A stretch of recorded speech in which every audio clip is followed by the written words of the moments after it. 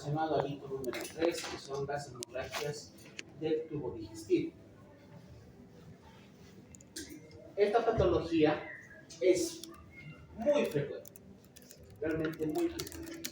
En el último año del Hospital de Caminos, fuera de lo que son las enfermedades de hígado y vías biliares, las hemorragias digestivas se han convertido en estos dos tipos de patologías, ¿no? Las hemorragias y enfermedades de hígado y vías biliares, en las más frecuentes.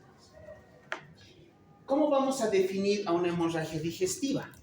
Es una patología en la cual se va a presentar sangrado a nivel del aparato digestivo en cualquier parte del aparato digestivo.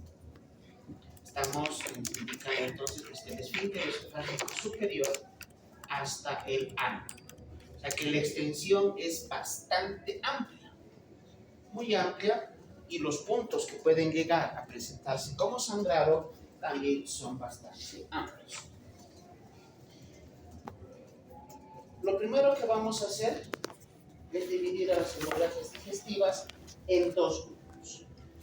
La hemorragia digestiva alta, donde tenemos sangrado desde la parte inferior, desde el esfínter esofágico superior.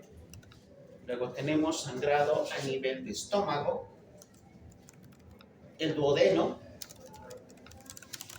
hasta el ángulo de Treitz. ¿Saben cuál es el ángulo de Treitz, verdad? ¿Se acuerdan? Es la unión entre el duodeno y el yeyuno. Todo lo que sangra por encima del ángulo de Treitz denominamos como hemorragia digestiva alta. Todo lo que sangra por debajo del ángulo de Treitz la vamos a denominar como hemorragia digestiva baja. Ahí tenemos como etiologías a sangrado del resto del intestino, el yeyuno, ileum, colon, hasta sigmoides, recto y ano. En la primera clasificación que hacemos es indicar si la hemorragia digestiva es alta o es baja. ¿Cuáles son las características clínicas de la hemorragia digestiva? Para la hemorragia digestiva alta y para la hemorragia digestiva baja, cada una tiene sus manifestaciones clínicas propias. De la hemorragia digestiva alta tenemos a la hematemesis. Vamos a denominar hematemesis a la salida o expulsión de sangre.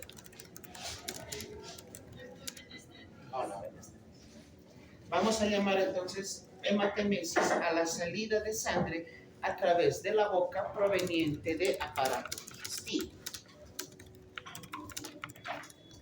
Y acá tenemos que ser puntuales en un detalle.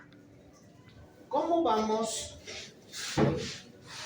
a diferenciar la hematemesis que proviene de aparato digestivo de la hemoptisis que proviene de vía respiratoria? Ya me poneo, así que quiero que me respondan. Por su contenido. ¿Cuál es el contenido? Contenido gástrico, y cosas pueden contener alimento y otros no contienen alimento. Ya, sí, sí, está bien. Otra diferencia, tal vez la más importante.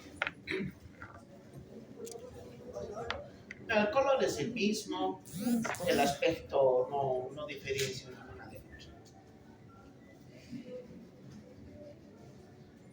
Hay un detalle vital. La hematemesis, la que viene de aparato digestivo, se precede de náuseas. En cambio, la hemoptisis se precede de tos.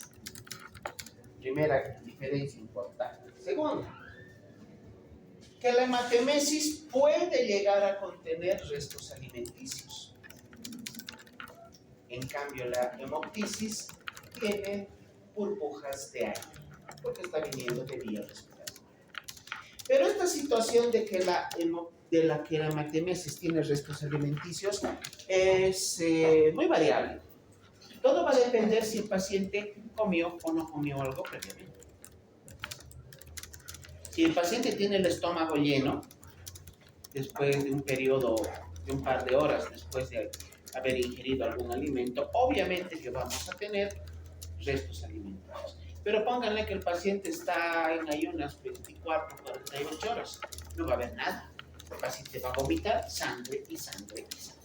En la hemoptisis también puede presentarse igual, que el paciente solo presenta sangre y sangre y más sangre. Así que la diferencia principal no es tanto el contenido, sino que la hemoptisis se precede de tos y la hematemesis de náuseas. La segunda manifestación clínica, la melena. ¿Qué es la melena? No es el cabello largo, ¿no? No estamos hablando de esa melena. La melena es la eliminación de heces, pero de color negro. Las heces que tienen una consistencia alquitranada y realmente se parece al alquitrán. Son heces, no son heces formadas, son heces semipastosas, semilíquidas, de color negro y de un olor penetrante y hediondo. Realmente el olor de la melena es inconfundible.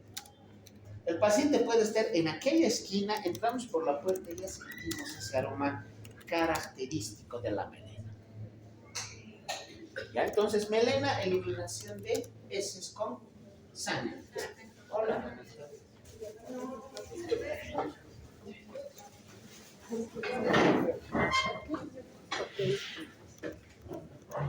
La pregunta que en algún momento fue pregunta de examen, en algún momento. ¿Por qué la melena es negra si la sangre es roja?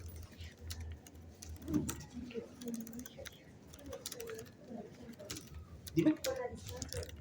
No.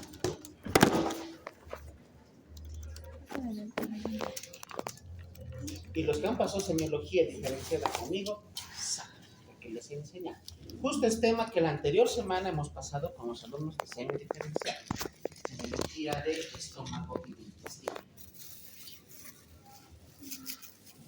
Ya debí llevar en serio. 3 semestres se han olvidado. No me equivoqué porque la sangre se Procesa. No estamos en una fábrica para que se procese. No es la palabra correcta. A ver, partamos de otro lado. ¿Por qué la sangre es roja? Hemoglobina. Porque tiene hemoglobina. Muy bien. La sangre es roja porque hay hemoglobina. Entonces, para que la sangre cambie de color, algo le tiene que pasar a la hemoglobina. ¿Qué le pasa? Un proceso no es la palabra correcta, pero vamos por ahí. ¿Qué le pasa a la hemoglobina? Sin miedo, tranquila. No se oxida, porque la oxidación significa estar en contacto con el oxígeno. Significa que debe estar fuera del cuerpo, está en el aparato.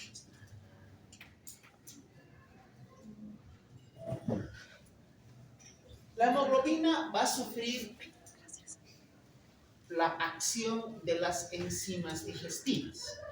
O sea, en palabras vulgares, sangre digerida. Eso es lo que muchas personas manejan. Obviamente nosotros no vamos a usar ese término porque es un término muy vulgar, tenemos que hablar con terminología médica.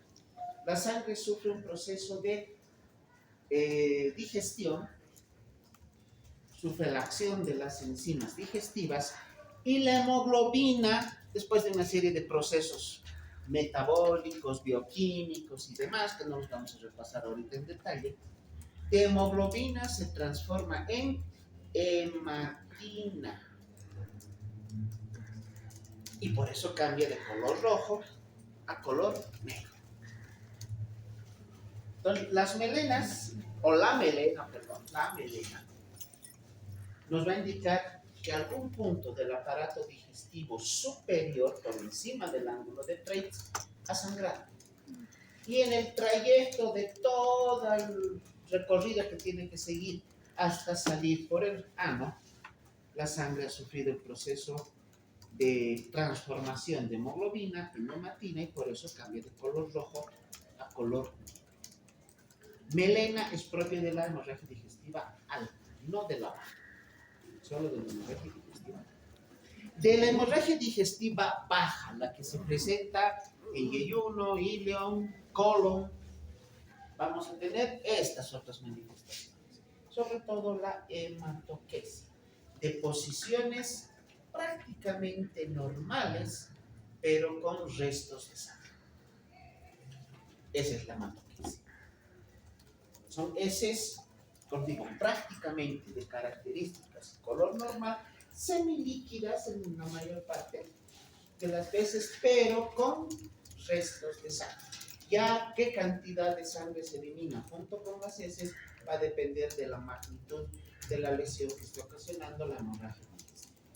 Y el otro concepto que hay que tener claro, rectorragia.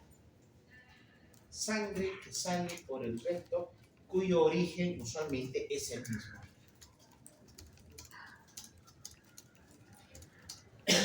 Para dar ejemplos, una colitis hemorrágica nos va a dar hematoquesia, que viene de colon. En cambio, las hemorroides nos darán rectorragia porque la sangre proviene de hemorragia. Tanto la hematoquesia como la rectorragia presentan sangre de color rojo.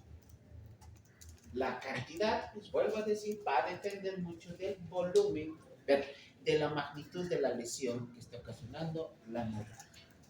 Aquí están los conceptos: hematemesis, pérdida de sangre, para que se exteriorice, pero pérdida de sangre que se precede de vómitos, que proviene del aparato digestivo, para que salga, para que se exteriorice, tiene que llegar por lo menos a 100 centímetros cúbicos.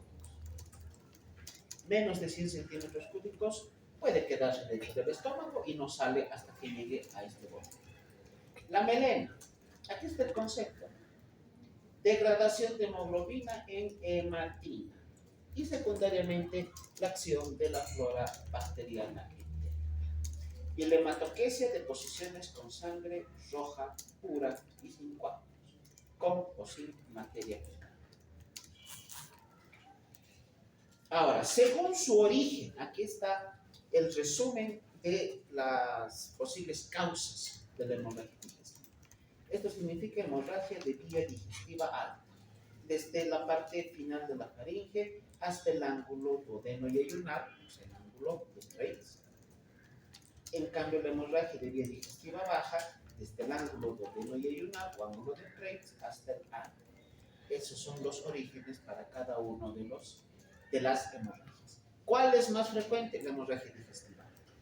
La alta es 5 veces más frecuente que la baja. Hasta donde hemos aprendido, hasta donde saben. ¿Qué causa etiológica me pueden mencionar por una hemorragia digestiva alta? Úlcera, ya, una úlcera péptica, ya. ¿Qué más? Varices esofágicas. Varices esofágicas, muy bien. ¿Qué más? No.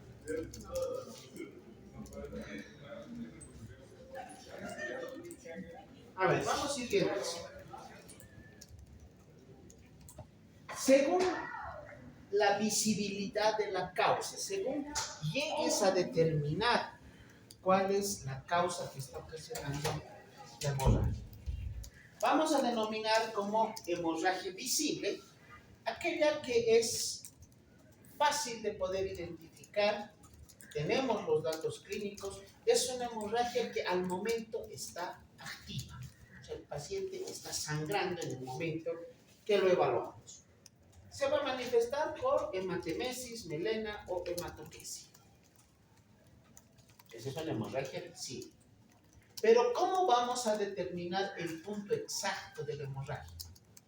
Solamente a través de la endoscopía digestiva.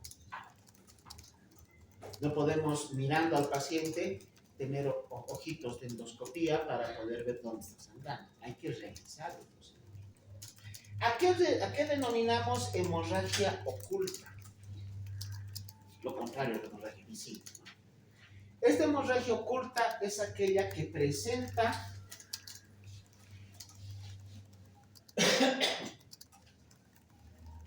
los síntomas.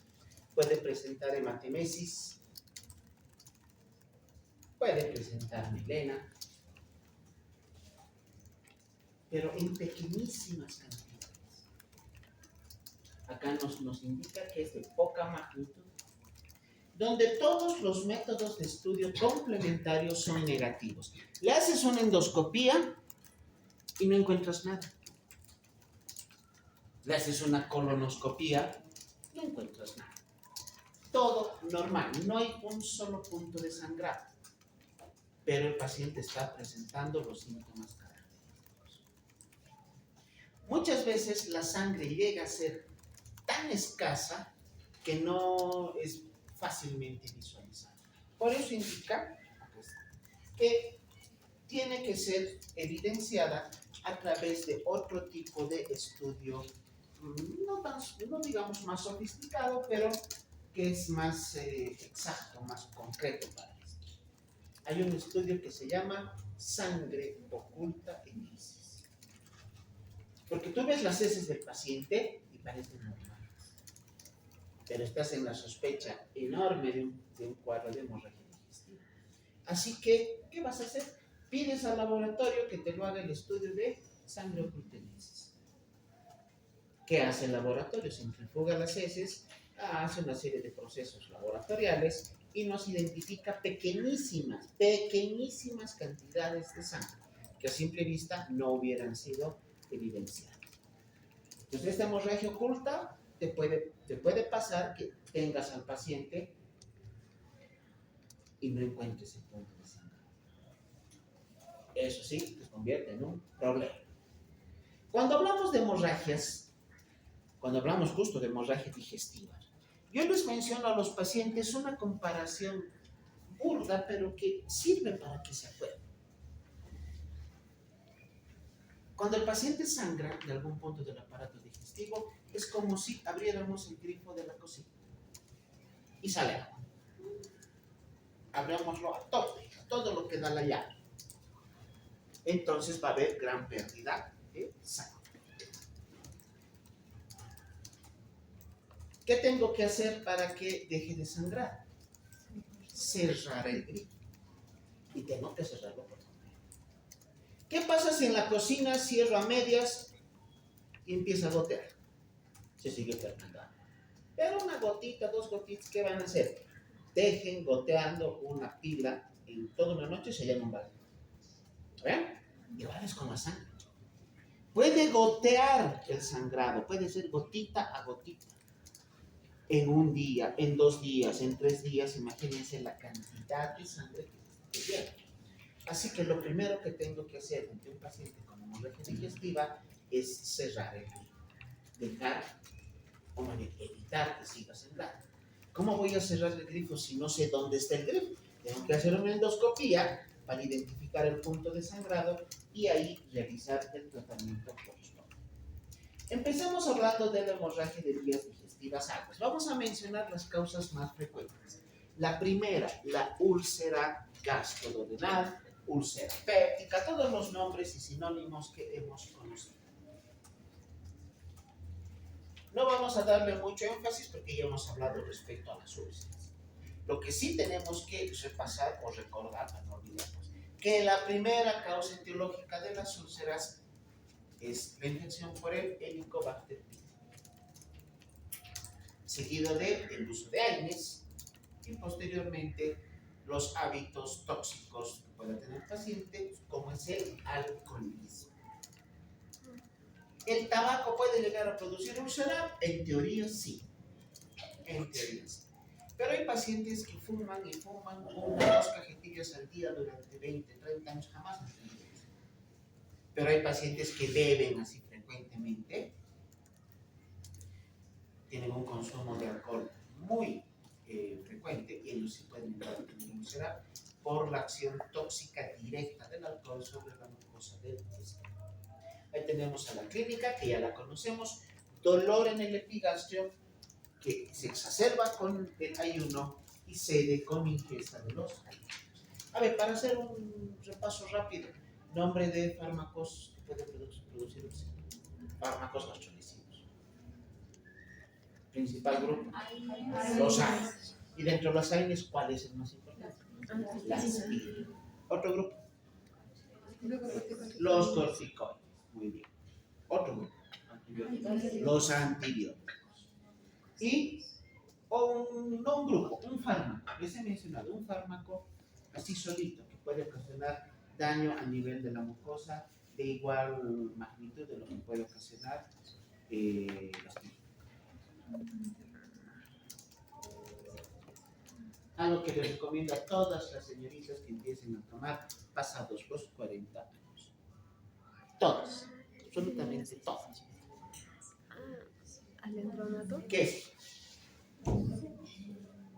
¿Alendronato? En serio. Son jovencitos ahorita, de aquí a 20 años tienen que empezar a tomar ese fármaco todos los días. Mucho más, si en ese lapso de tiempo han sido mamás y mucho más tienen mayor número de hijos. Calcio. El calcio es recontra agresivo al estómago. Eso tienes que saberlo porque vas a tener pacientes con osteoporosis a los cuales hay que recetarles calcio. Pero si no sabes que el calcio produce gastrolesión, la paciente o el paciente varón más frecuentemente va a tomar el calcio tal vez una semana y lo va a dejar porque le va a hacer doler, a veces peor que las. Cuando tenemos una úlcera duodenal, tenemos que clasificarla. Ahí está la clasificación de Forest. Pero esta clasificación de Forest no es clínica, es una clasificación eminentemente endoscópica. Solo se clasifica a través de la endoscopia. Tiene 3 grupos. El primer grupo nos dice es una hemorragia activa, es un paciente que está sangrando en ese momento, que está perdiendo un volumen importante de sangre. Si la endoscopía nos muestra un punto de sangrado, ¿qué tenemos que hacer en ese momento? Cerrar el grifo. Encontramos el grifo, cerrado. Hay circunstancias en las cuales no es un solo punto, son varios. O puede ser una úlcera muy grande que no es susceptible de un tratamiento con criocauterización o instilación de vasoactivos y por lo tanto va a seguir sangrando y sangrando y sangrando y sangrando. En última instancia, como una última medida que podemos necesitar, tratamiento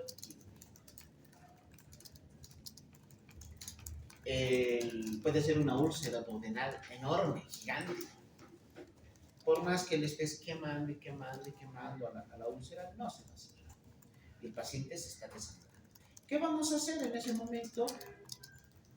Plantearnos un tratamiento quirúrgico y sacarle pedazos del estómago, una parte del estómago. O sea, el tratamiento quirúrgico en la hemorragia digestiva alta solamente se indica cuando el tratamiento clínico no ha logrado disminuir la hemorragia, o sea, no ha logrado cohibir o detener la hemorragia. Estos son pacientes muy delicados que, dependiendo de la magnitud de la pérdida de sangre, pueden llegar a presentar alteraciones hemodinámicas muy severas y en última instancia llegar a necesitar hasta tratamientos en unidades de terapia, donde el tiempo de permanencia hospitalaria es mucho mayor. El grupo 2 son pacientes, llamémosle, cuya evolución es la usual, la normal para una hemorragia digestiva. Hay pérdida de sangre, pero no de una magnitud tan severa que produzca alteración hemodinámica y por lo tanto el tiempo de permanencia hospitalaria es mucho menor.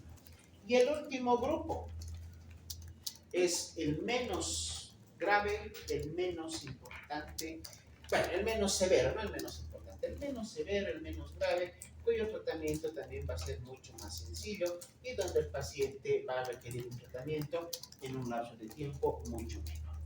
De acuerdo a esta clasificación de Forest, el grupo 1 es el que tiene mayor riesgo porque esta pérdida importante de sangre puede poner en riesgo inclusive su vida. Por lo tanto, el grupo 1 necesita estar terapia intensiva. El grupo 2 necesita tratamiento con un lapso de tiempo mucho menor, tratamiento más sencillo, y el grupo 3 es el que prácticamente no tiene ningún tipo de riesgo. Esto solamente se hace a través de la endoscopia. Para ser más didácticos, más académicos, tenemos que clasificar a la hemorragia digestiva de acuerdo a Forest en estos grados. Tenemos el grado 1A, 1B, 2A y 2B en el primer grupo. Estoy tapando aquí, debajo. Ya no podemos ver.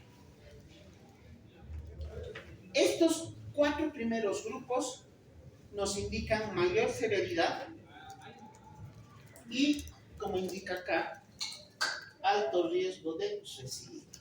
¿Qué es la recidiva? La recaída.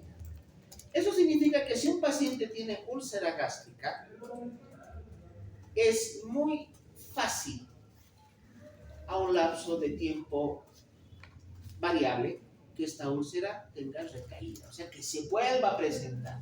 Has hecho el tratamiento, lo has curado al paciente y este paciente en algún momento puede llegar a presentar recidiva de la úlcera. A ver, vamos a ver los grados. El 1A nos dice sangrado arterial en forma de jet o chorro. ¿Cómo es esa hemorragia? Imagínense las pistolitas de carnaval. Es como si estuvieras disparando agua con esa pistola. Acá es un punto de sangrado que está disparando sangre. Es como un chorro de sangre. Ese es el grupo A. El 1A. El 1B es un sangrado en forma de sábana, se le llama sangrado en sábana o sangrado en napa. ¿Saben a qué se refiere ese sangrado o cómo es ese sangrado? Es un sangrado que tiene varios puntos. El primero, el jet, es un solo punto sangrado. En cambio, el sábana, resumante o en napa son varios puntos. Como cuando éramos niños y nos hemos caído de la bicicleta y nuestra rodilla estaba rasmillada, había varios puntitos que sangraban, ¿no? Eso es el sangrado en napa. Eso es lo que vamos a ver en el endoscopio. El primer grupo, el 1A, tiene hasta un 90% de probabilidad de recidiva, el 1B un porcentaje menor. El 2A nos indica vaso visible en el lecho de la lesión. En el fondo de la úlcera vemos un vasito que está sangrando. No de una manera importante, ese es el grado 2A. El grado 2B, un coágulo fresco adherido. Ahí vamos a encontrar un coágulo a nivel de la zona que está sangrando. ¿Qué nos indica la presencia del coágulo? Que el organismo ya está formando o ya se está poniendo en acción para detener la hemorragia. El primero, el 2A, tiene 50% de recidiva, el 2B hasta un 30%. Esos 4 primeros son los que tienen mayor riesgo de recaída a un corto o mediano plazo. El segundo grupo tiene un riesgo muy escaso de recidiva.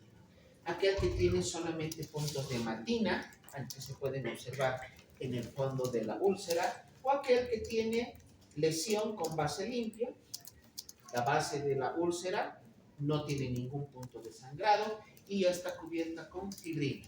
¿Qué es la fibrina? Esa capita que se forma como una telita inicial en cualquier herida, en cualquier úlcera, que es el inicio para lo que es el tejido de cicatrización. Así que esta clasificación, chicos, solamente es endoscópica, eminentemente endoscópica. Segundo grupo que va a ocasionar hemorragias digestivas. Las erosiones por lesión a nivel de la mucosa. ¿Cuáles son las causas? Helicobacter pylori, uso de AINES, alimentos gastrolesivos y los hábitos tóxicos como el alcohol. Pero acá también tenemos que mencionar este otro grupo del cual yo les he hablado pero un montón de veces, el estrés. ¿Qué hemos aprendido del estrés? ¿Qué puede ocasionar? Úlceras de estrés o llamadas úlceras de Entonces, solo por el estrés tu paciente puede llegar a sangrar. Ahora ven la necesidad y la importancia de dar a todo paciente hospitalizado un inhibidor de bomba de protones, sobre todo el omeprazol, en dosis profilácticas. Nos indica la literatura, la estadística, que este tipo de lesiones son más frecuentes a partir de los 60 años, en lo que actualmente en el país conocemos como pacientes de la tercera edad. Al ser personas, no, obviamente, no solo se presentan en esta edad, puede presentarse en personas más jóvenes.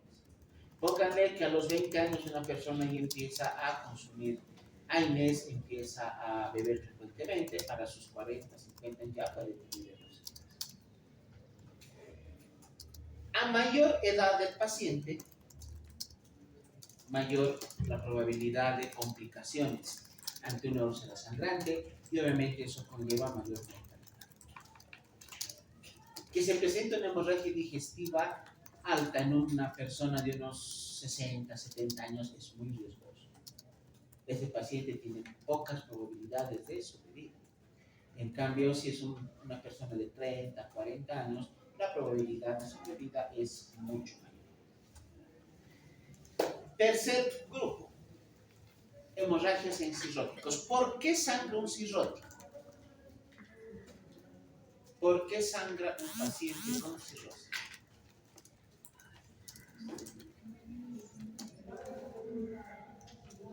Principal causa de sangrado en cirróticos. La dilatación de la ¿Han dicho cirróticos? Las varices son.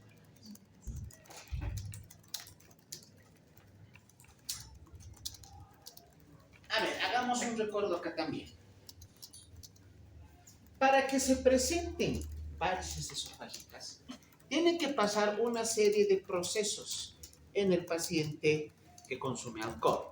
Al paciente enólico crónico, bebedor consuetudinario, alcohólico, suena feo, bebedor consuetudinario. El paciente consume alcohol frecuentemente. No va a presentar cirrosis de un día para el otro. ¿Cuál es la primera lesión que se tiene a nivel del hígado? ¿Cuál? No, porque úlcera en el hígado no. Lo primero que se presenta en el hígado es la presencia de hepatitis alcohólica o hepatopatía alcohólica. Esta situación la van a encontrar. Pacientes que un día llegan a la emergencia de color amarillo, está con ictericia. No una ictericia muy marcada, pero puede haber una ictericia leve. ¿Cuál es el antecedente? Que se han ido de pachanga 3, 4, 5 días. ¿Cómo pasa en carnaval? ¿No ve tantos días de farra que? Frecuente. Ese paciente se ha intoxicado con alcohol y además está presentando una hepatitis alcohólica. Su hígado no ha logrado metabolizar adecuadamente el alcohol y esto ha lesionado los hepatocitos y por eso está con hepatitis. Todavía reversible. Se hace tratamiento, se le da fármacos para mejorar el funcionamiento del hígado, para estabilizar la membrana de los hepatocitos y esto puede curar al paciente. De una hepatitis alcohólica, ¿a qué se pasa? El paciente sigue bebiendo, sigue bebiendo, sigue bebiendo y sigue bebiendo a cirrosis. En la cirrosis, ya vamos a hablar de eso en otro tema, se presenta la lesión prácticamente ya irreversible a todo lo que es el funcionamiento del pulmón. Pero de la cirrosis posteriormente se pasa a una alteración más. Y esta última alteración es la que está relacionada con el tema de hoy día. Porque gracias a esto es que sangra. El cirrótico usualmente no sangra. Solamente cuando de cirrosis ya se ha pasado a otra alteración mucho más seria. ¿A qué me estoy refiriendo? Al síndrome de hipertensión portal. Síndrome de hipertensión portal. ¿Qué es el síndrome de hipertensión portal? Fácil, aumento de presión en la vena porta. ¿Dónde se la vena porta? Eso más no puede ser. Recuerda, eso es anatomía, chicos. Si aumenta la presión dentro de la vena porta, ¿cuál creen ustedes que sea la manera de poder diagnosticarlo? Aumentó la presión dentro de esa vena. ¿Qué hago? ¿Cómo puedo diagnosticarlo? Clínicamente. Podría haber ascitis, doctor. La CITS te puede dar la insuficiencia cardíaca. Signo de la cabeza de medusa. Ya, pero no es lo único. ¿Qué más? ¿Cómo confirmo que hay aumento de presión dentro de esa vena? Específica y exclusivamente dentro de esa vena. Auscultación.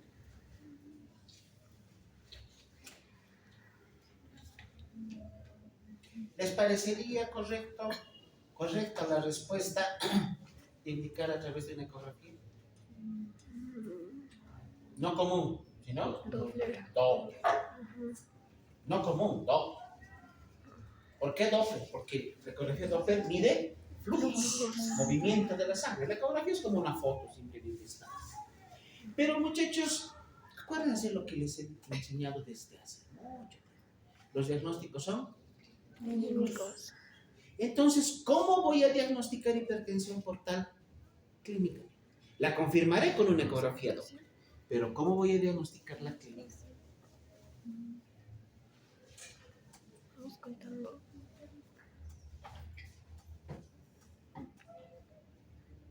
Ya, para que no se olvide.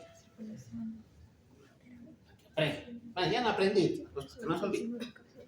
Para diagnosticar una hipertensión portal van a hacer un ejercicio mental. Tú eres el estómago. Tu cuerpo es el estómago en el paciente. En la hipertensión portal, siendo tú el estómago, tienes algo a tu derecha, algo a tu izquierda, algo arriba y hay algo delante de ti. ¿Qué hay a la derecha? Hepatomegalia. ¿Qué hay a la izquierda?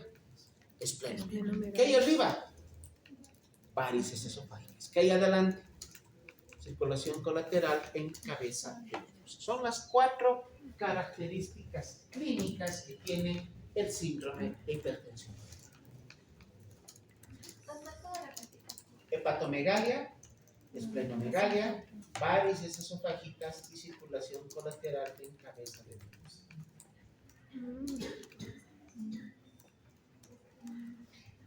Al llegar a ese punto en el cual el paciente tiene síndrome de hipertensión portal, se van a presentar las varices esofágicas y eso es lo que va a ocasionar el sangrado en los pacientes con cirrosis.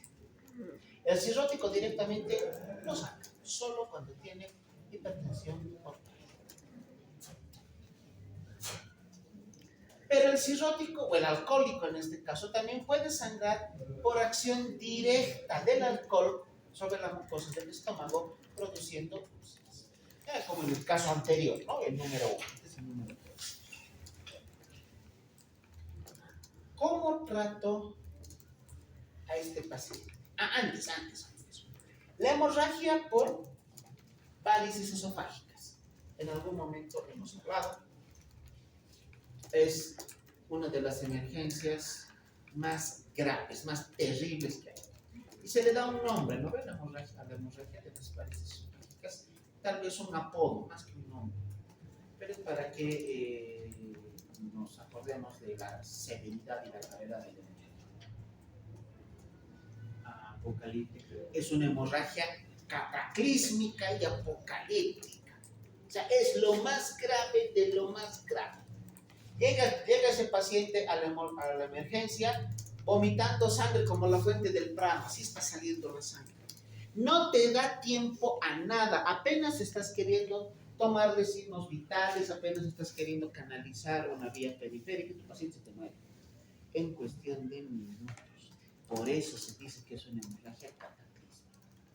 A esa sí hay que tenerle miedo. Por eso se mueren los borrachitos en las calles, por hemorragia. Bueno, entre otras cosas. Tratamiento. ¿Qué le voy a dar al paciente para disminuir la presión dentro de la vena porta? Pues, propanolol. ¿De qué grupo es? ¿De qué grupo farmacológico es el propanolol? Muchachos, farmaco, otra vez farmaco. Beta bloqueante. Todos los loleros. Los OL, todos los terminados en OL, son Beta bloqueante. beta bloqueantes. Atenolol, propanolol, carvedilol, bisoprolol, todos los OL son beta bloqueantes. Nos ayuda a disminuir la presión dentro de la vena porta. ¿De cuánto viene el propanolol?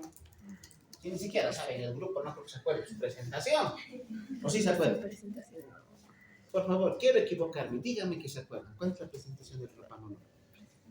No me acuerdo. Vamos a buscar. Vienen comprimidos de 40 miligramos y la dosis es 40 miligramos cada 24 horas. Cuarto grupo que nos puede llegar a ocasionar hemorragia. Ya lo conocemos, ¿no? El Mallory Weiss. ¿Qué es el Mallory Weiss? Ya lo conocemos, chicos. Ya lo conocemos, el Mallory Weiss. ¿Qué es? Es un desgarro o laceración de la mucosa del tercio inferior del esófago, causada por vómitos incoercibles. Grupos, personas, pacientes que puedan estar en riesgo: embarazadas con hiperemesis gravídica y alcohólicos. Son los que usualmente llegan a presentar mayor. Usualmente. Perdón, aquí me he comido una L, es mayor. Número 5, la úlcera de Delafoy. Se escribe así, Delafoy. Nombre francés. Úlcera de Delafoy. ¿A qué se refiere esta patología? Es una enfermedad de tipo congénita. El paciente ya nace con una malformación de los vasos, de uno o varios vasos a nivel de la mucosa del estómago. En esta malformación, el endotelio vascular es más delgado. El vaso es más grande, lo más importante, el vaso es más grande, mucho más ancho, su diámetro es mucho más ancho. Si de un vasito normal es así el diámetro, así, de la úlcera de Delafoy es de este tamaño, así de grande.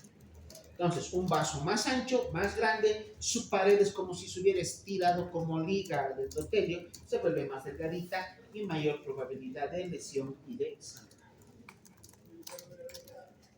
Esta úlcera, por lo tanto, se tiene desde nacimiento. Puede llegar a ser diagnosticada desde la infancia, pero ya cuando la persona empieza a tener un consumo masivo de alimentos gastrodesivos y sobre todo consumo de alcohol, ahí es donde se puede activar y puede presentarse directamente en adultos. Pero la enfermedad se tiene desde nacimiento.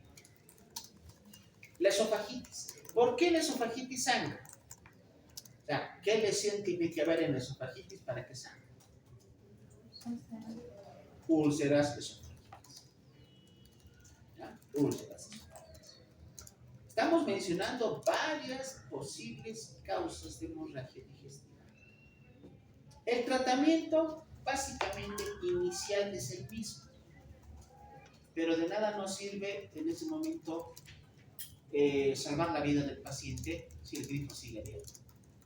Entonces hay que pensar, no será Delafoy, no será úlcera, puede ser varices esofágicas, dependiendo del origen, ya el tratamiento varía para cada uno de ellos.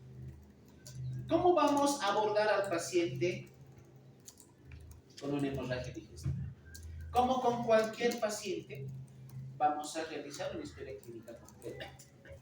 ¿Qué nos interesa de la historia clínica? No nos interesa si su casa tiene techo, si es anticrético, no nos interesa. ¿Qué nos interesan? Los antecedentes. Los antecedentes, sobre todo relacionados a enfermedades crónicas, sobre todo enfermedades reumatológicas. ¿Por qué las reumatológicas? Por su tratamiento ¿Cuál es el tratamiento? con agentes corticoides. Las enfermedades reumatológicas, más del 90% de ellas requieren un tratamiento de por vida, utilizando AINES y corticoides. Así que si llega un paciente con hemorragia digestiva, tomar en cuenta antecedentes de consumo de fármacos, antecedentes de úlceras previas, antecedentes de hemorragias previas. No se olviden lo que veíamos con Forrest, que las úlceras tienen una gran probabilidad de recidiva. Si el paciente ya fue diagnosticado hace años de una úlcera gástrica que sangró, nada raro que esa úlcera se haya reactivado, que se haya reactivado o esté presentando recaída, que son lo mismo. En el examen físico, ¿qué es lo primero que haríamos con un paciente con hemorragia digestiva? ¿Qué creen que sea lo primero que vamos a hacer?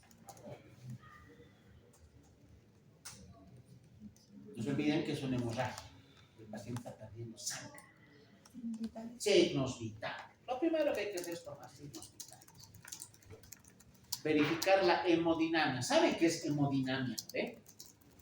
¿Saben a qué se refiere hemodinamia? ¿Qué es hemo? Y dinamismo, movimiento. O sea, la hemodinamia se refiere a todos los factores que hacen que la sangre circule.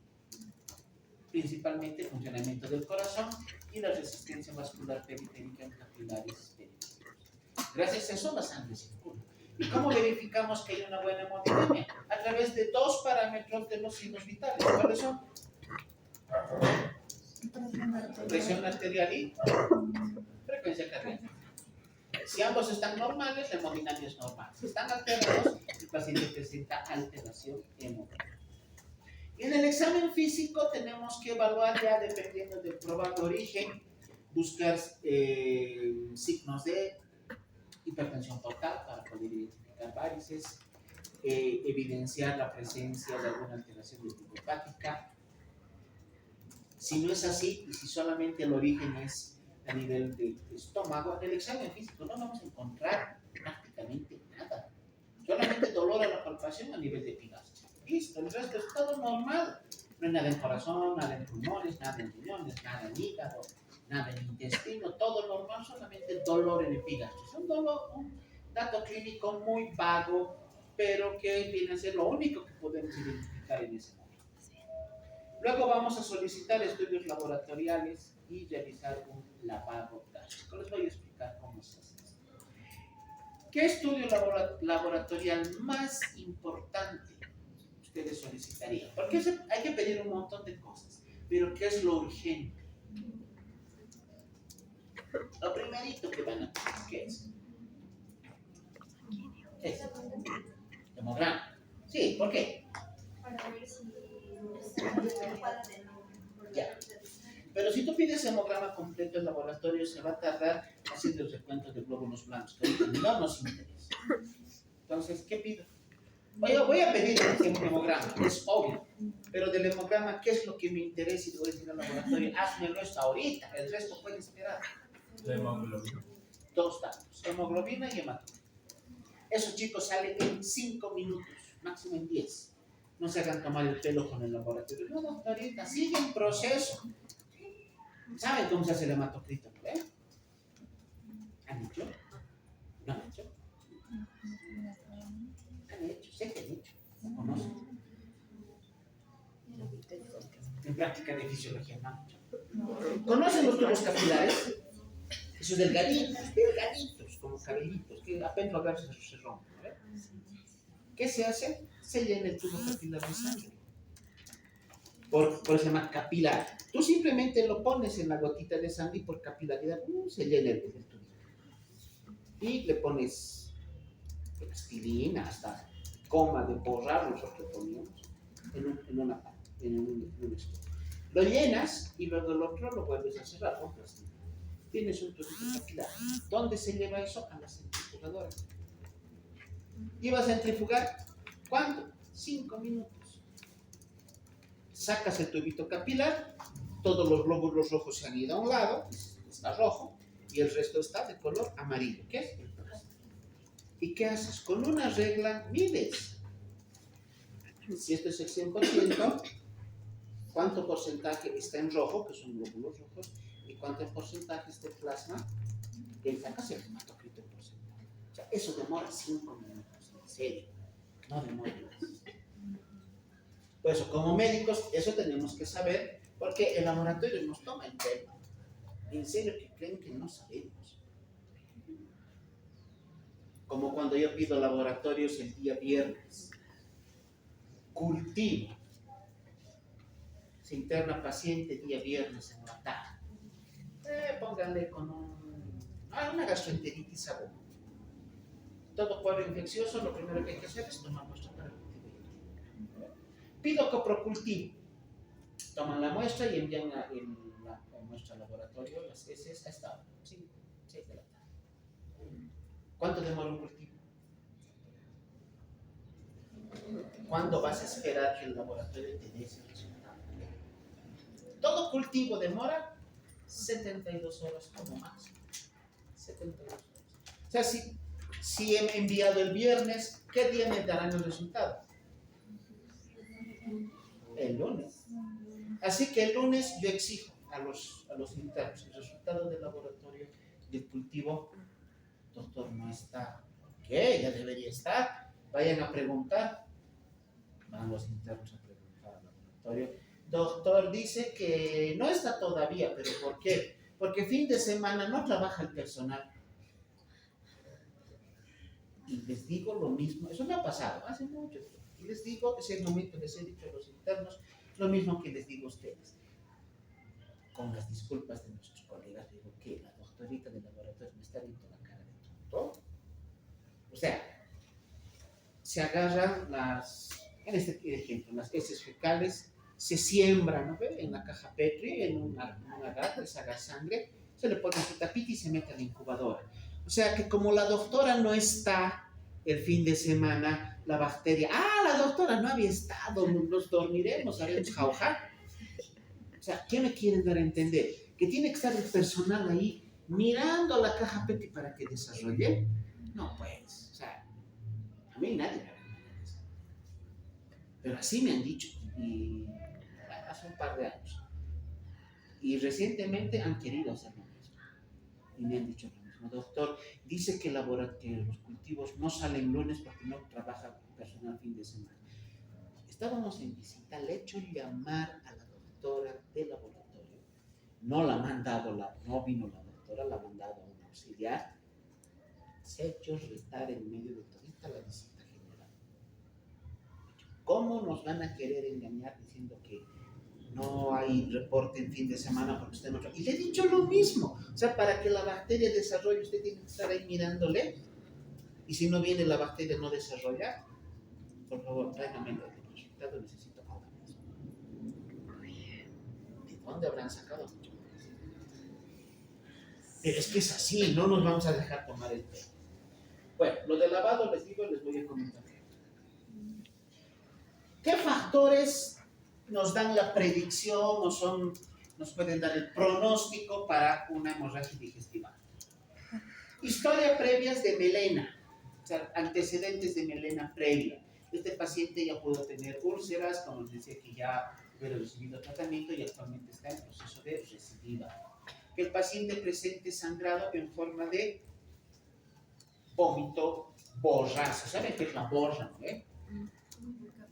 La borra es lo que queda en el café luego de destilar. El paciente vomita igualito que esa borra, por eso se llama vómito borrazo. ¿Qué significa? ¿Qué significado le damos a un vómito borrazo? También sangre. Y esta proporción entre el BUN y la creatinina. ¿Qué es el BUN? Nitrógeno ureico. Es igual que el NUS, lo mismo, nitrógeno ureico 6. Entonces, a través de la prueba laboratorial, hago una relación básica entre lo que es una división, ¿no? Entre el NUS y la creatinina, y debe ser 30. Si es mayor a 30, tenemos un factor negativo, predictivo, que nos da un peor pronóstico para el paciente.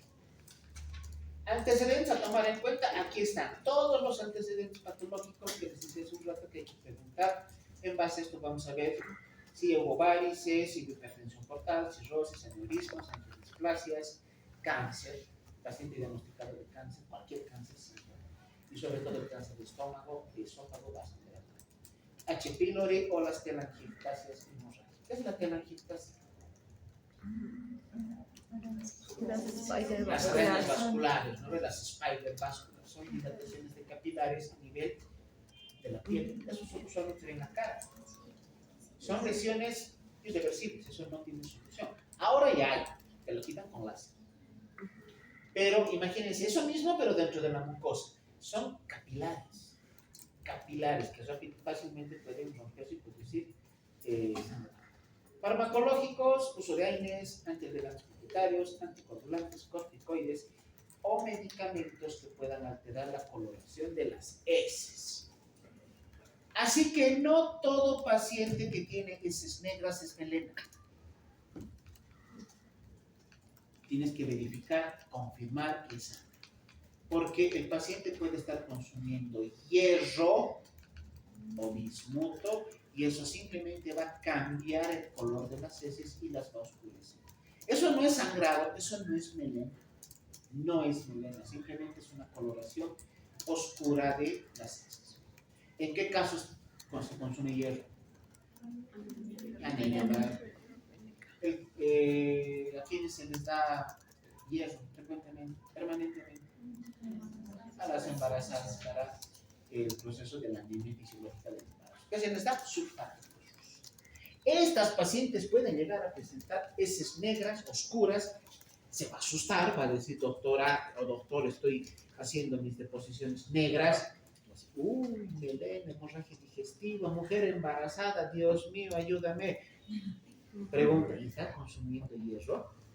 Sí. Hay dudas. ¿Será el hierro o realmente será una hemorragia digestiva? No creas que solamente va a ser hierro, tienes que verificar que sea sangre. ¿Y cómo vas a verificar? ¿Cómo verificas? ¿Cómo confirmas que las heces de la paciente son realmente solo oscurecidas o son melena? Bueno, puedes hacer, sí, sabes lo que tenés, puedes pedir, pero primero es clínico, siempre clínico. Antes clínico y después clínico, luego laboratorio. ¿Qué vamos a hacer? Tacto rectal.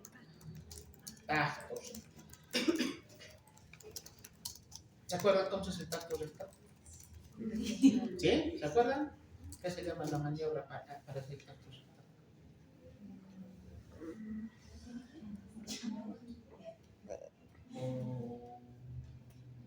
Si han pasado semio conmigo, han pasado, ¿eh?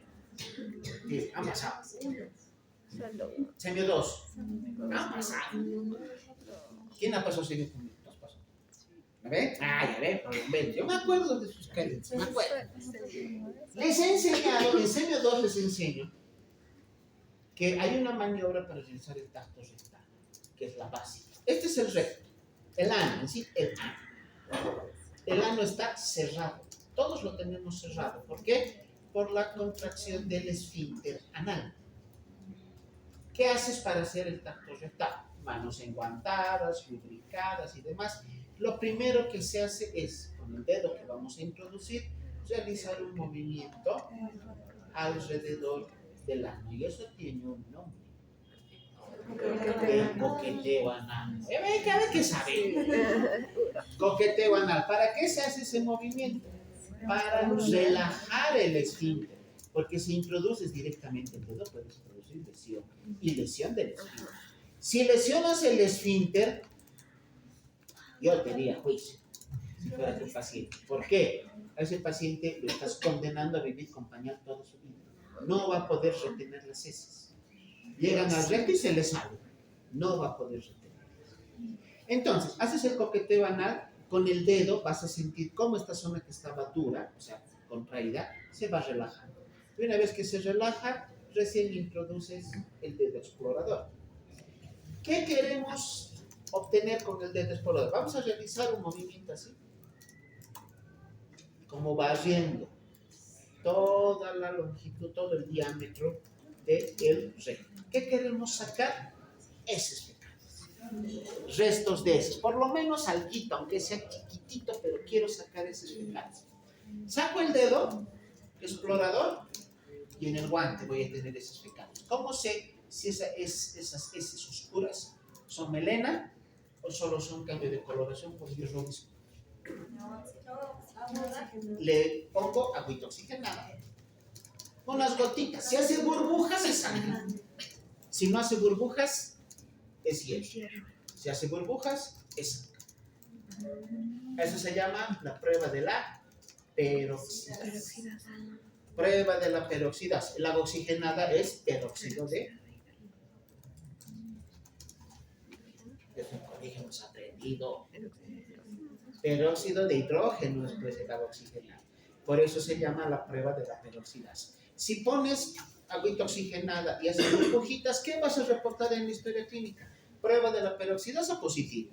Así confirmas que lo que estás obteniendo son heces fecales en forma de melena. Y el otro antecedente, o los otros antecedentes, los tóxicos, tabaco y alcohol.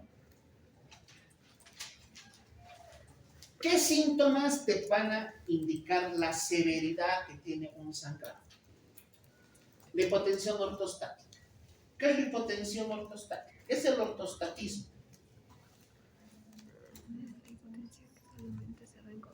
Al paciente lo pones en decúbito dorsal, está echadito, le tomas la presión y sale 160.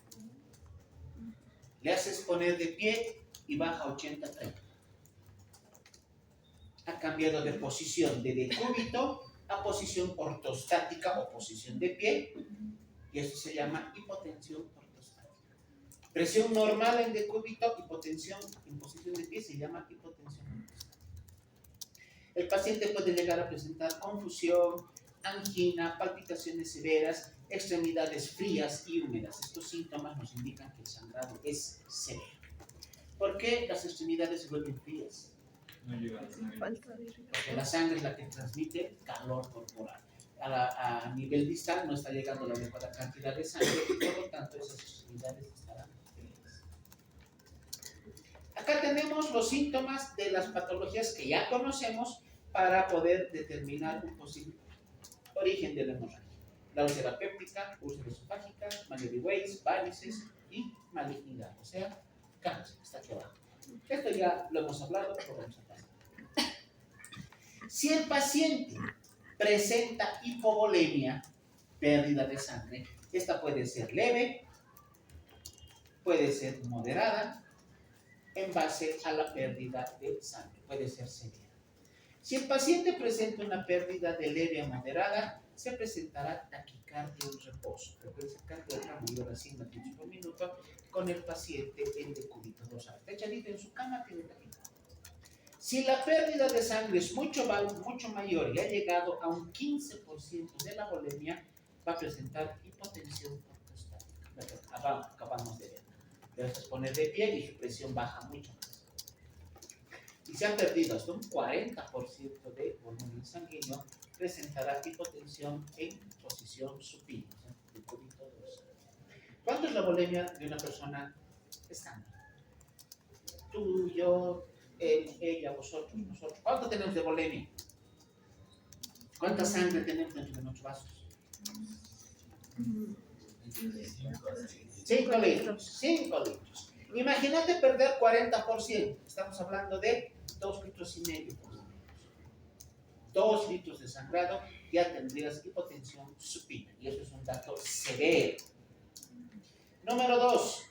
Hay que realizar el examen del color de las heces a través del tacto rectal, que ya hemos explicado.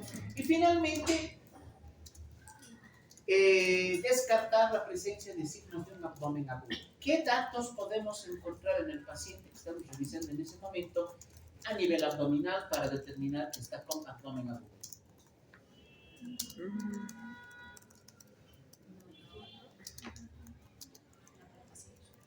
¿Qué vamos a encontrar? ¿Qué podemos encontrar?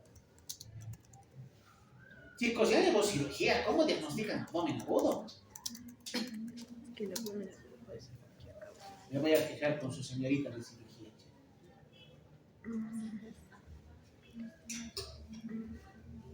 Vamos, eso es algo básico. ¿Qué van a encontrar? Abdomen en tabla, ausencia de ruidos y ruidos. Y un signo, que saben porque yo también les enseño. ¿Qué se llama el signo? De la exploración abdominal. No, no es así. Es el signo de Genial-Musin. Dolor a la descompresión brusca en cualquier cuadrante abdominal.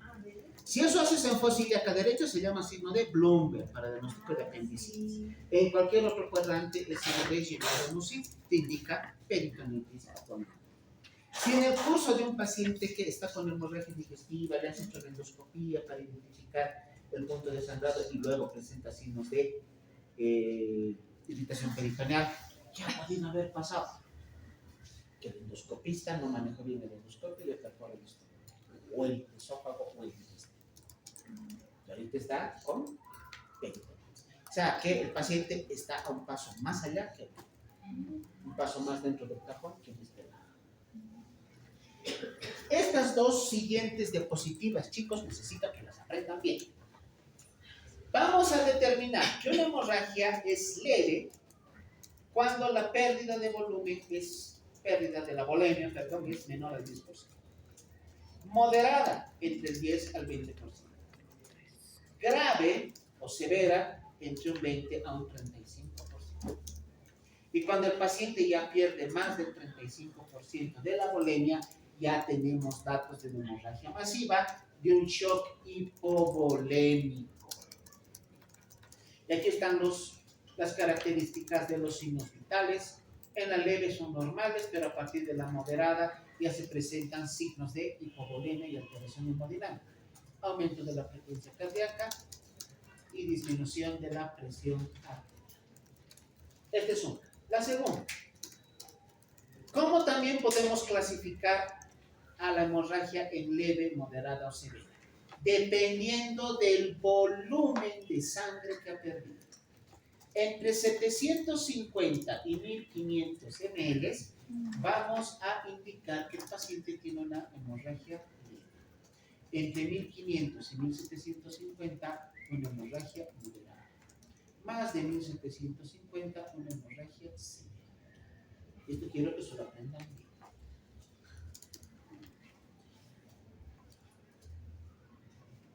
¿Qué datos vamos a tener en el laboratorio? En el hemograma, usualmente datos de anemia, disminución de glóbulos rojos, disminución de la hemoglobina, del hematocrito. Debemos realizar además otros laboratorios como es un ionograma para determinar o descartar la presencia de una alteración electrolítica. Hagamos algo. Perdón, tú que estás al final. ¿Será que lo puedes levantar un poco el data para que suba la imagen?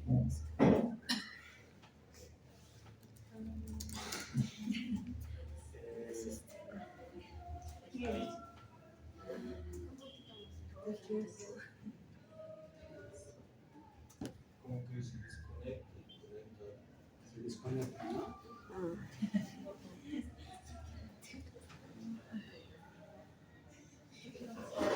Y yo veo. ¿Ha subido algo? Sí, no, déjalo nomás así. Voy a pedir que nos lo suban un poco más. Porque aquí abajo no se ve. Gracias. Bueno, les decía, vamos a solicitar un hemograma, un ionograma para descartar un desequilibrio electrolítico, pruebas hepáticas, pruebas funcionales hepáticas, para descartar alteración hepática que pueda ser causa de la hemorragia, como en un paciente con cirrosis, y pruebas de coagulación, un coagulograma. ¿Por qué un coagulograma? Porque muchas veces tienes el paciente con hemorragia digestiva y no encuentras el origen, no hay úlceras, no hay cirrosis, no hay punto de sangrado, no hay nada. ¿Por qué sangró? Porque está con alteración del tiempo de protrombina, tiempo de coagulación o tiempo de sangrado.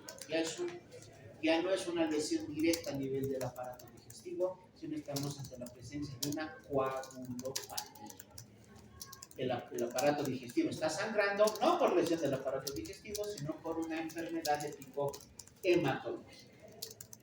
Y tenemos que solicitar también datos, laboratorios para descartar un infarto agudo de miocardio, un electrocardiograma y dosificación de troponinas.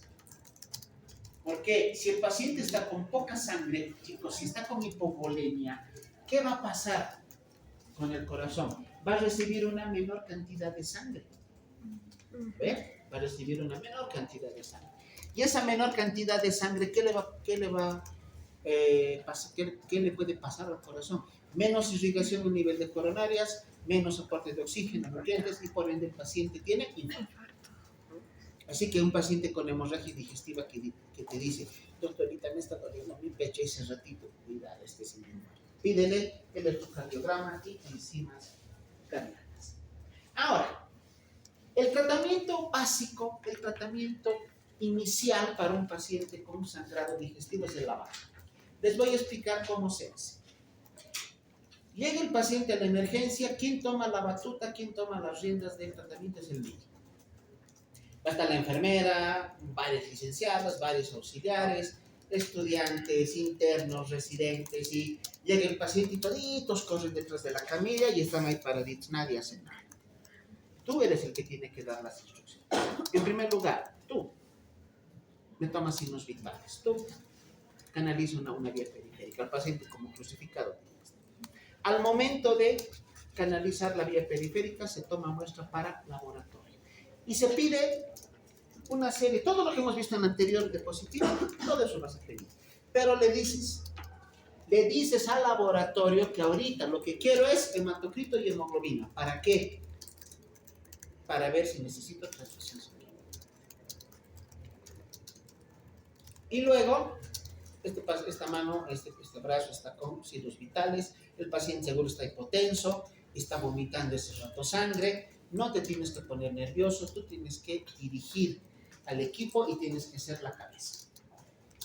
Para hacer el lavado gástrico se introduce una sonda nasogástrica. Te calzas los guantes, te pones lubricante, vaselina, te dan la sonda nasogástrica y tienes que ver hasta dónde vas a introducir. ¿Saben cómo se mide? ¿No ven? Del pabellón al mentón y del mentón a la apéndice. Pones una marquita y vas a introducir hasta que la marquita llegue acá. ¿Cómo sé si está en vía digestiva o en vía respiratoria? Si está en vía respiratoria, el paciente se va a poner azul como pitufo ese rato. O empieza a toser y toser. ¿Y cómo veo si está, cómo confirmo si está en vía digestiva? Le adjunto una jeringuita y aspiro. Si sale contenido gástrico, sangre, esto es esto. Tengo que tener la certeza de que esté en estómago. ¿Por qué? Inmediatamente le voy a conectar la sonda nasogástrica a un frasco. Puede ser un frasco de solución viejo que ya no se use, o hay un recipiente especial para lavados y le voy a poner por lo menos 1 litro de agua. Imagínate que esté en vía respiratoria, se entra la tráquea. Le metes 1 litro de agua, el paciente en 30 segundos se muere por tu culpa, porque va a producir broncoaspiración masiva. Así que debes tener la certeza de que esa sonda está en vía digestiva. Si no tienes la certeza, sacas y vuelves a colocar. Ya, verificas que está en vía digestiva. Has aspirado y sale sangre. Ya, estás en vía digestiva. ¿Qué vas a hacer? Le colocas agua. Agua de la pila. De la pila. Una vez me han dicho, pero doctor, y si le pongo agua de la pila, ¿no se va a enfermar con algo? Y eso es lo menos importante, aunque tenga bacterias, tenga cocodrilos o dinosaurios, eso tratamos luego. Ahorita lo importante es salvar la vida del paciente. Ya, le pones 1 litro, entra el litro a chorro. Por la gravedad va a entrar en cuestión de 40, 50 segundos en 1 litro. ¿Y qué haga? Espera. ¿Cuánto tiempo? Más o menos unos 2 a 3 minutos a que el agua haga efecto. En el primer lavado usualmente está entrando el agua y el paciente ese ratito empieza a vomitar. Empieza a vomitar la sangre que está en su estómago. Lo ideal es que se salga por la sonda, pero ¿qué queremos que salga? Le pones 1 litro, desconectas del frasquito y luego la sonda la pones a caída libre. Esta está la cama, la punta de la sonda tiene que ser en un nivel más bajo. Por física, por simple física, el líquido va a salir del estómago y se va a eliminar.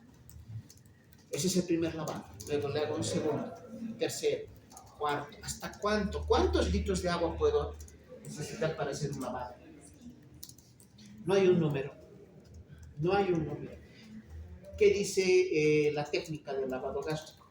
Hasta que tengas débito claro. ¿Qué significa? Entre agua y salga. Si entra agua y sale como rosadito, como lavado de carne, sigues haciendo lavado. Si entra agua y sigue saliendo sangre, sigues haciendo lavado. Hasta que entre agua y salga agua, eso se llama tener débito claro. Ahí ya suspendes el lavado porque ya has retirado toda la sangre. Lo máximo que yo he llegado a utilizar en un lavado gástrico son 15 litros. 15 litros de agua pura. Terminas el lavado y desconectas la sonda del frasquito y lo pones a caída libre y lo conectas a un frasco recolector por si todavía hay algo que sale. Y listo. Hasta mientras el laboratorio, 5 minutos que se hace el hematocrito, ya tendría que haber traído el resultado. Que ponte que tenga hematocrito de 20 y hemoglobina de 8. Está bajísimo. ¿Qué tienes que hacer? Solicitar transfusión. Transfusión sanguínea. ¿Qué vas a pedir? ¿Sangre? Si pides sangre, el laboratorio te va a mandar sangre. Pero a mí no me interesan los componentes de la sangre. ¿Qué tiene la sangre? Glóbulos blancos, tiene plaquetas, tiene factores de la coagulación, tiene todo lo que tiene la sangre. A mí no me interesa ahorita darle al paciente glóbulos blancos. ¿Qué necesito? Glóbulos rojos. Necesito eritrocitos. Así que en mi solicitud de transfusión no voy a poner sangre completa, sangre entera. Aquí voy a poner paquete globular. Solamente paquete globular. ¿Cuánto es el valor normal de la hemoglobina? Entre 14 y 15 para la altura y demás. El valor mínimo para una mujer, 12 gramos por decilitro. 12. Cuando la hemoglobina está entre 9 y 12, ya es anemia. Clasificamos como anemia leve, entre 9 y 12. Entre 7 y 9, anemia moderada. Menos de 7, anemia severa. Mi paciente está con 8 de hemoglobina. ¿Cuántos paquetes globulares le voy a pedir? Tengo que saber cada paquete cuántos gramos me sube la hemoglobina. Cada paquetito son 450 ml, ni siquiera es medio litro, 450. Le doy 450, ¿cuánto espero que la hemoglobina me suba? Yo cada paquete, 1 gramo. Si sé eso y el paciente está con 8, ¿cuántos frascos o cuántos paquetes le voy a pedir? ¿A cuánto quiero subir la hemoglobina? Quiero sacarlo por lo menos del estado de anemia. ¿Cuánto quiero llegar? Mínimamente a 12. Mínimo a 12, con 9 sigue en anemia. Mínimo a 12. Si estoy en 8, ¿cuántos paquetes voy a pedir? 4. ¿Listo? A ver, no es tan difícil saber eso. Entonces, estamos en el hospital de Obrajes, en Caminos, y mandamos a la familia que ese rato corre, lo que sea, se tome un auto, un minibús, lo que sea, y se vaya a Miraflores al banco de sangre. Entre lo que sube y baja, tomando en cuenta el tráfico, ¿cuánto puede demorar? Hora y media. Porque llega al banco de sangre, procesan el pedido, ven si están los frascos, si hay disponibilidad de la sangre, y ese rato mandan a la trae y inmediatamente se va colocando la sangre. Pero, ¿qué tendría que haber hecho antes? No, antes, todo eso. Tengo que cerrar el grifo. De nada me sirve ponerle sangre, llega al estómago y otra vez se sale por la boca. O sea que no voy a hacer la transfusión hasta que no haya detenido la hemorragia. Así que mientras está llegando la sangre, en esa hora y media, ¿qué tenía que haber hecho? Endoscopía. Mandar al paciente al gabinete de endoscopía para que le hagan la endoscopía y cierren el grifo, encuentren el punto de sangrado y hagan la cauterización o la instilación de adrenalina. ¿Por qué la adrenalina? ¿Qué va a hacer la adrenalina en un vasito sangrante? Produce vasoconstricción, cierra el capilar y se detiene la muerte. Si es chiquitito, si es muy grande, la adrenalina no funciona. Hay que hacer como con el electrobisturí, quemar los vasitos. Quemarlos y ya dejan de sangrar. Si no hago eso, si no hago la endoscopía antes de la transfusión, lo estoy haciendo en vano. La sangre se va a volver a salir.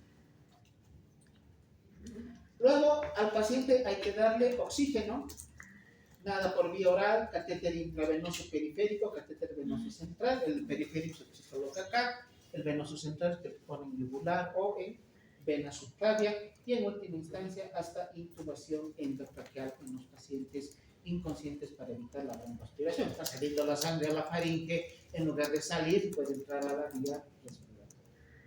Y si el paciente está con alteración hemodinámica, está entrando en shock, tengo que infundirle líquido. ¿Qué le daría?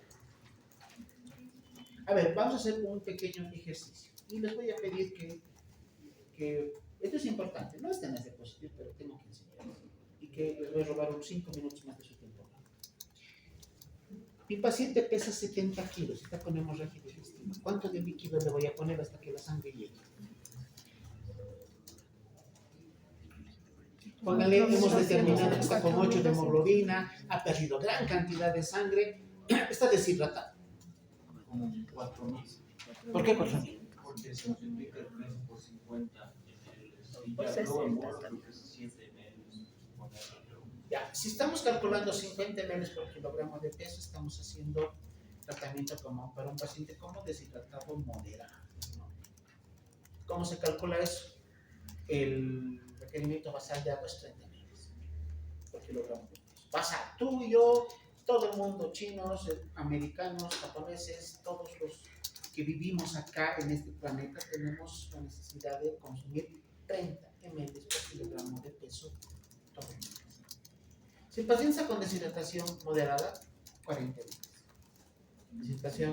Deshidratación leve, 40 ml. Moderada, 50 ml. Severa, 60 ml. Si tú me dices 50 ml, estamos como para un paciente con deshidratación moderada, ¿verdad? ¿De acuerdo? Mi paciente pesa 70 kilos, 5 por 7, 35, 3.500 ml. 4.000 estaría bien. ¿Les parece correcto el cálculo? Está bien hecho, ¿no? La multiplicación está bien hecha. ¿Qué solución le ponemos?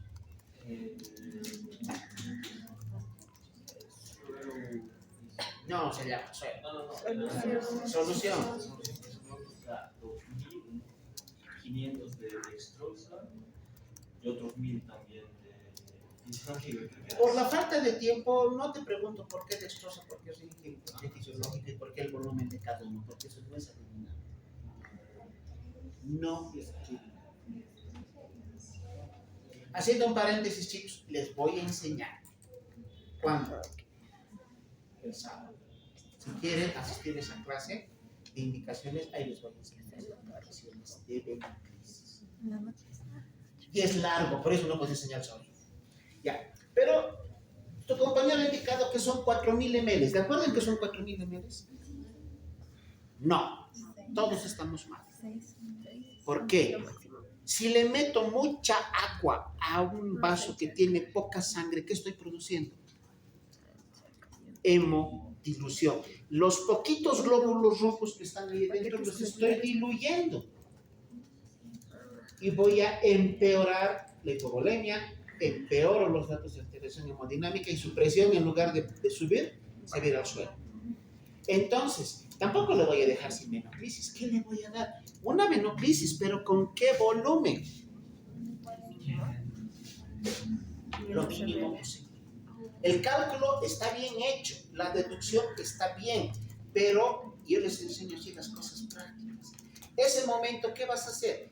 Prepararte 500 ml, es lo mejor de solución fisiológica, y colocarle a chorro. Abres todas las rueditas del equipo de venoclisis y que entre con la mayor velocidad posible. Así, momentáneamente, ¿qué estamos haciendo? Expandiendo el volumen plasmático, aumentando la volemia, y eso parcialmente en algún punto va a mejorar el gasto cardíaco y por lo menos momentáneamente nos va a mejorar la presión arterial. ¿Hasta qué? Hasta que llegue la sangre, hasta que hagamos la endoscopía, llegue la sangre y podamos hacer la transfusión, y luego ya se va a ir normalizando poco a poco la pérdida de sangre. Aquí está lo que es la transfusión. Esto no es. ¿Qué medicamentos le voy a dar? y antiácidos, inhibidor de bomba de protones, le puedo dar bloqueantes H2 o el grupo de los proquinéticos. Ya hemos hablado, ya los conocemos. Solamente un dato o una pregunta. ¿Qué rato le doy el antiácido? Después de la endoscopia. Después de la endoscopía. Nunca den antiácido antes de realizar endoscopía, porque lo va a pintar todo de blanco. Y el endoscopista nos va a decir, doctora, no veo nada. Prepare a su paciente y tráigalo mañana. Pero se me va a morir hoy día. Necesito cerrar el grifo, la sangre ya está llegando. ¿Qué quiere que haga? Usted le da antiácido. ¿A qué le da? Era que espere. No cometa este error. Antiácido solo es innecesario, pero solamente después de realizar la endoscopía. Hay otros fármacos como el octreotidón, que es análogo a la somatostatina, que se da en casos excepcionales de sangrados muy severos, la dosis de 20 a 50 microgramos en bolo, la primera dosis, y luego una infusión continua entre 25 a 50 microgramos por hora. No se da en todos los pacientes el octreotidón, solamente en los casos de hemorragias severas. ¿En qué caso voy a dar antibiótico? En los casos en que confirme que el sangrado es por una úlcera y que la úlcera es por helicobacter. ¿Qué le doy? Lo que hemos hablado. Algo cortito referido a la hemorragia de vías digestivas bajas.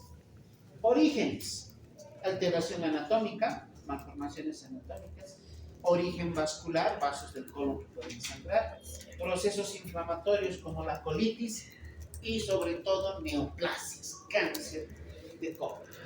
Voy a ir pasando estas diapositivas de una manera rápida. Está esto en la plataforma, solo les voy a indicar los datos más importantes. Divertículo de Meckel también puede sangrar en pacientes que tienen un grupo etario por lo menos mayor a lo que son los 40 años.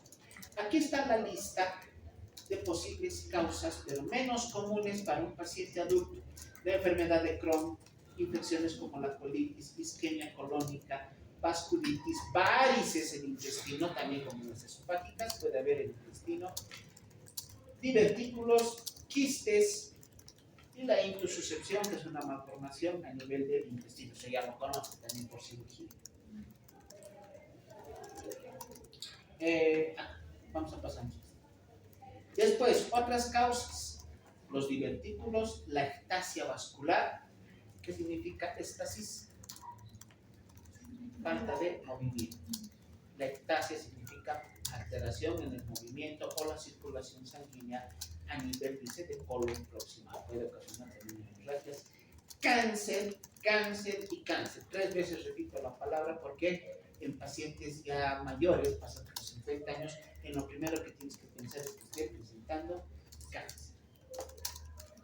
Otras causas menos frecuentes, hasta traumatismos, varices, hiperplasias nodulares, vasculitis, fístulas. También la probabilidad etiológica es muy, pero muy grande para las hemorragias digestivas. ¿Cómo hacemos el diagnóstico? Primero clínico, igualito que en hemorragia digestiva: historia clínica, antecedentes, examen físico, tacto rectal, prueba de peroxidación positiva. Y para confirmar el diagnóstico y para encontrar el punto y cerrar el grifo, ¿qué voy a pedir? No se llama endoscopia digestiva baja, se llama colonoscopia. Aquí está la historia clínica, un examen físico, los laboratorios y finalmente la colonoscopia. ¿Cuándo voy a operar a mi paciente con sangrado? Solamente cuando el tratamiento clínico no hubiera sido efectivo. Has hecho todo lo que te he enseñado el día de hoy, el paciente sigue y sigue sangrando. Hemorragias profusas, hemorragias continuas o hemorragias recidivantes.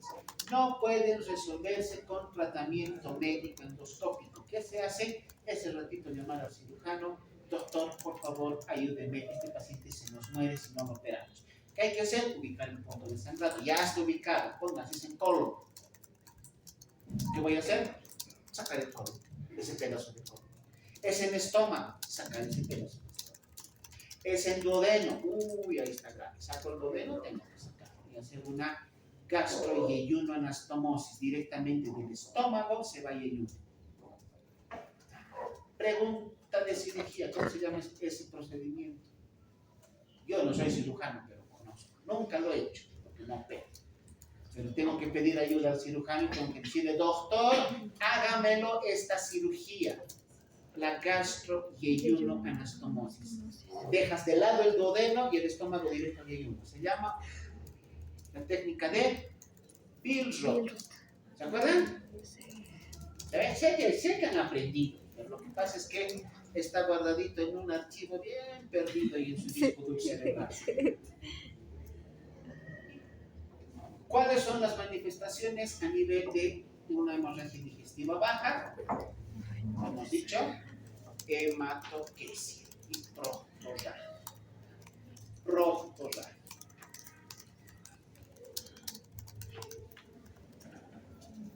Cuando el paciente tiene una hemorragia de origen desconocido, está sangrando y, como les decía, la hemorragia es, el sangrado es evidente, pero no encuentro el punto que está sangrando.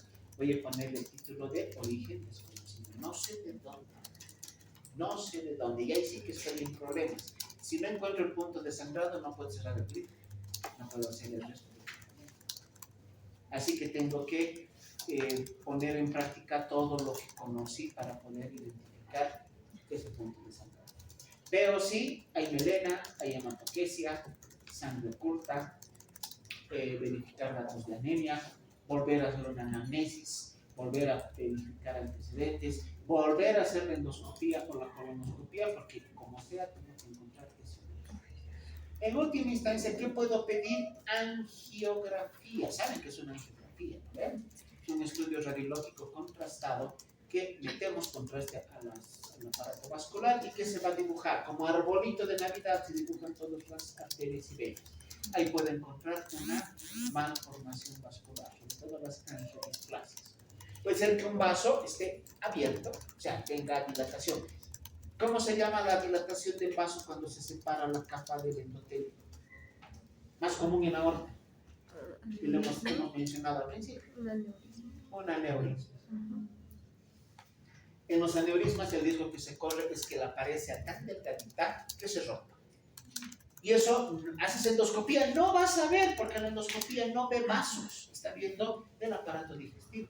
Para eso, ¿qué voy a pedir? Una angiografía. Ahí nos puede ayudar eso. Y la prueba de sangre oculta en heces, que nos puede ayudar a identificar datos o pacientes con datos poco relevantes de sangrado y donde las probables causas son estas, enfermedades. Por último, con esto terminamos. Siempre les he enseñado que el diagnóstico tiene nombre y apellidos. La hemorragia digestiva también. ¿Cómo voy a anotar los diagnósticos en una historia clínica con un paciente que tenga hemorragia digestiva?